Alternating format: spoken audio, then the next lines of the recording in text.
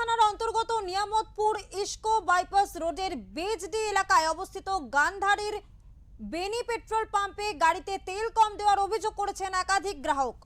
এক যুবক তার বাইকে বৃহস্পতিবার তেল ভরানোর পর অভিযোগ তোলেন যে গাড়িতে তেল ভরালে মাইলেজ ঠিকমতো পাওয়া যাচ্ছে না। এরপর তিনি সরাসরি পাম্প কর্তৃপক্ষের বিরুদ্ধে তেল কম দেওয়ার অভিযোগ তুলেছেন।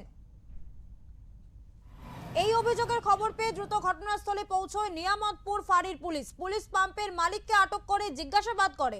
পুলিশ সূত্রে জানা গিয়েছে অভিযোগ দায়ের হলে আইনানুগ ব্যবস্থা নেওয়া হবে। যদিও পাম্প কর্তৃপক্ষ ক্যামেরার সামনে কোনো প্রতিক্রিয়া না দিলেও এই অভিযোগ অস্বীকার করেন।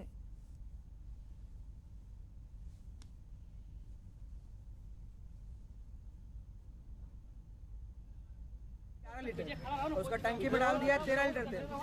जब उसको खाली किया गया है तो उसका BS6 गाड़ी है तो उसका गाड़ी में 2-2.5 लीटर तेल हमेशा रहेगा, नहीं तो चलेगा नहीं गाड़ी।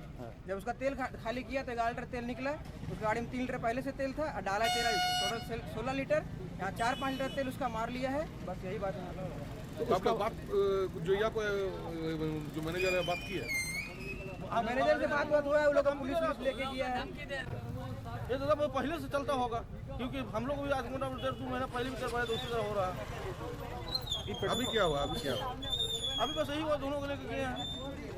हम तो बोलेंगे ये लड़का जो तेल भरा उनका कोई गलती नहीं है, उनका कोई गलती नहीं, वो सबके लिए लड़ा है वो।